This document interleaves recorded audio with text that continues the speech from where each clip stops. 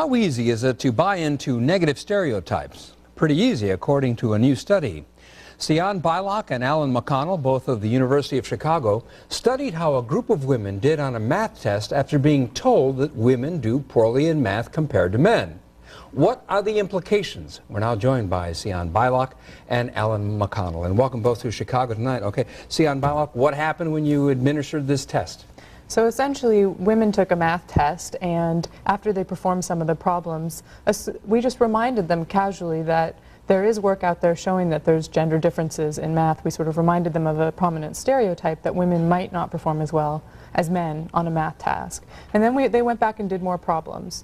So some women were reminded of the stereotype, some women didn't get this information. And what we were really interested in was whether just being reminded of a negative stereotype about how one's group might perform would impact their performance. And indeed it did. Those women who were reminded of that stereotype performed significantly worse. Their math performance dropped between 10 and 15% on this math test. And McConnell, not only that, but you found that the impact of that suggestion or that reminder went beyond performance just in math. Tell me about that. Well, it seems like when people are in these situations, in our particular study with the women in math, they worry, they are concerned about their performance, they ruminate, and as a result, they are preoccupied with a lot of verbal thoughts while they're trying to solve the math problems. So what we found in one of our studies was that in a subsequent task that assessed people's ability to do verbal tasks, their performance was poorer after being under the stereotype threat condition than the women in our control group.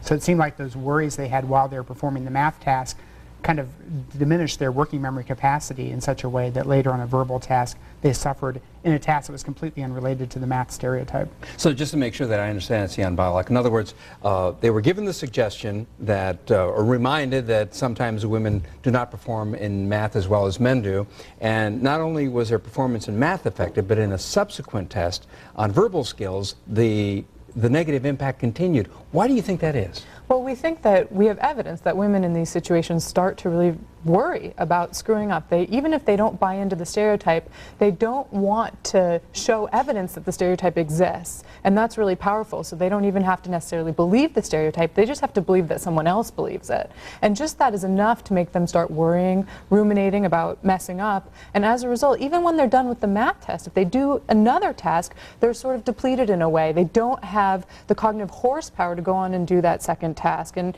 you can imagine lots of situations where this might occur when one takes a college entrance exam, for example. You do math portions and verbal portions. So what we're showing here is that a stereotype about women in one domain might actually have implications for performance in another domain. And to pick up on what this observation about horsepower, what is it, McConnell, that worrying about whether or not a stereotype might be true uses up some of your short-term memory and your ability to what, just focus on a problem? Yeah, I mean, we basically call that working memory capacity. It's working memory capacity. Mm-hmm. It's the ability to hold information in memory and manipulate it and focus and keep distracting thoughts out of memory.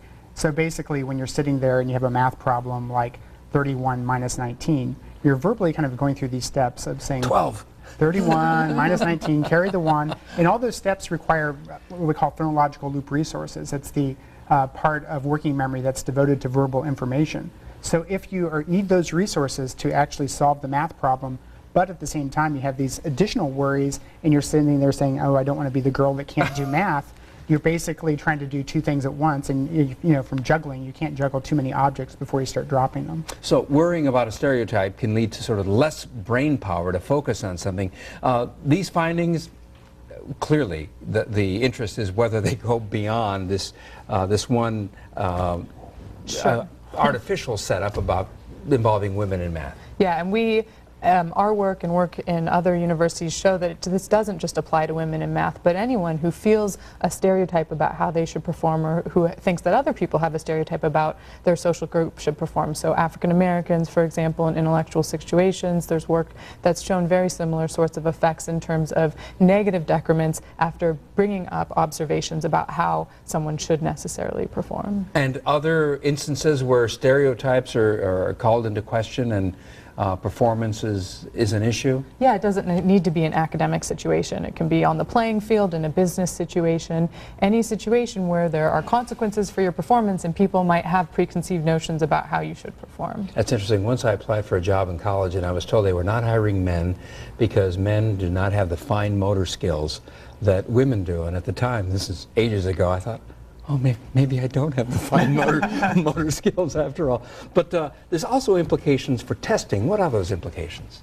Well, I think if you look at something like, say, a standardized test like the SAT or the GRE, where you have different sorts of sections like Sian was talking about earlier, if you have a math section and a woman is in that situation and she suffers from the stereotype and that hurts her performance, it may reduce her verbal working memory capacity in such a way that on the next section, a verbal section, which if anything you might think women might excel at, she might suffer as well as a consequence of the depleted working memory capacity that came from the math problem section.